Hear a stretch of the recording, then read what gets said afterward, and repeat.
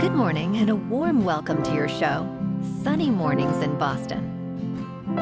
I'm your host, Melissa, and it's Thursday, September 19th. You'll be interested to know, 13 years ago, today in 2011, Mariano Rivera registered his record-setting 602nd career save.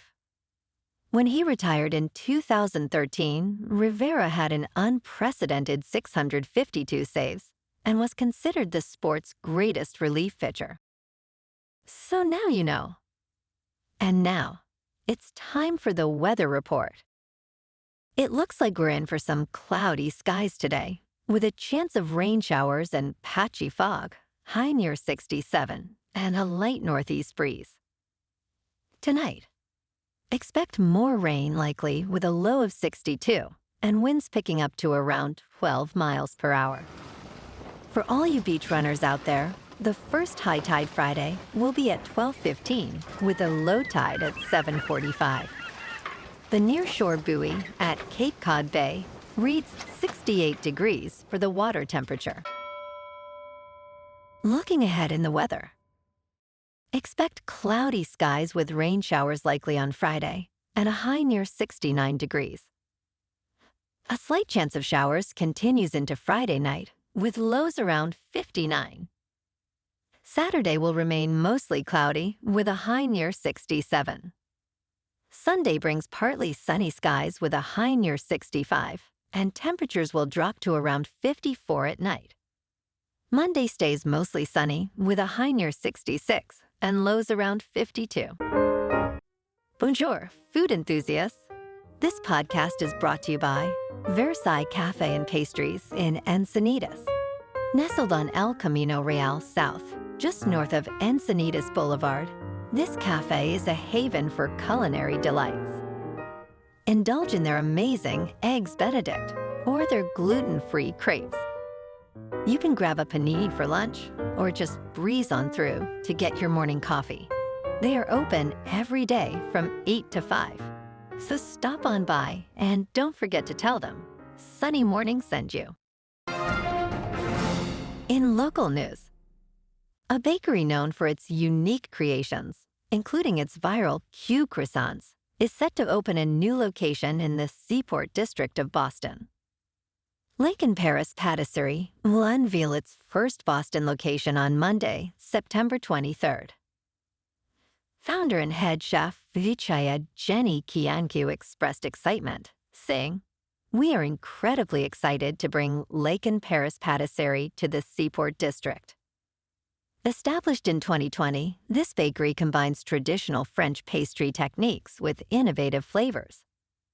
Exclusive items at the new location will include a Sea Salt Caramel Croissant and a matcha tea latte.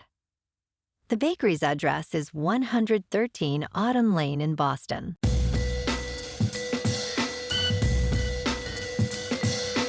Now on to sports.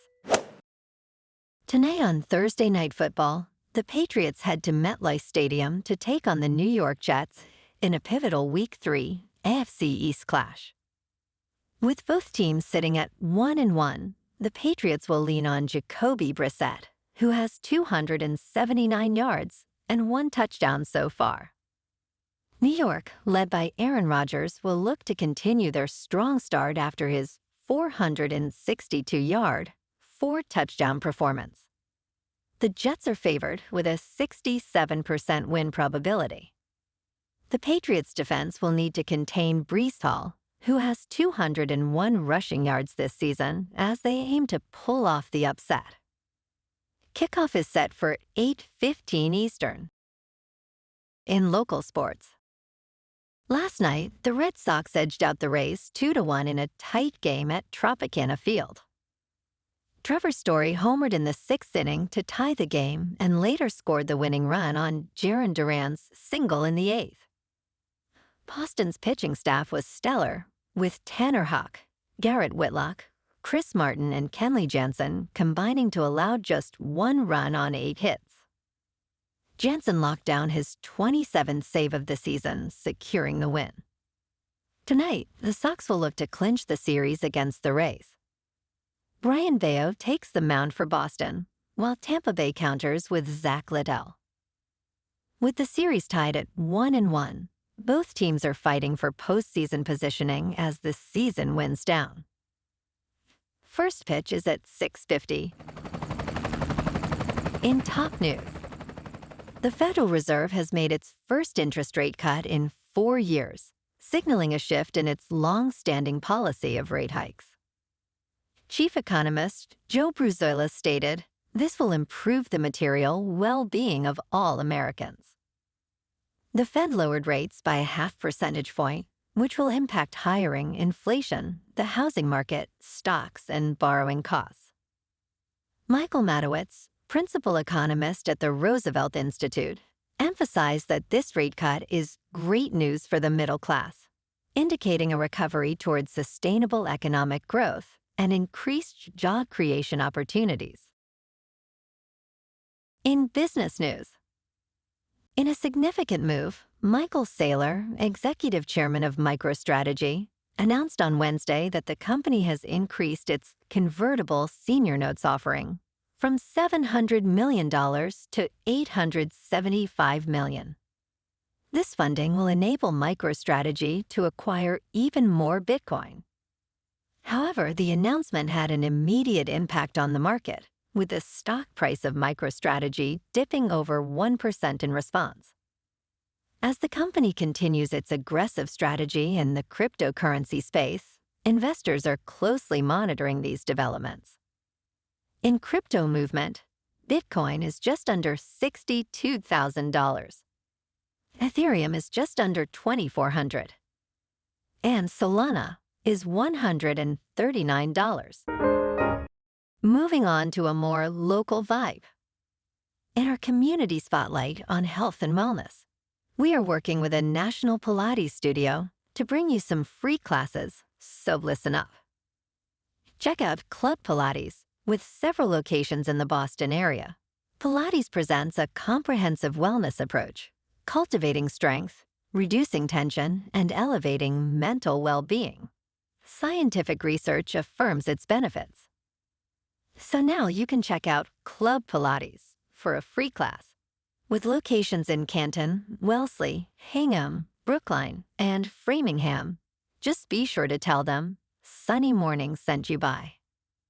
And now, back to the show. Let's talk tech.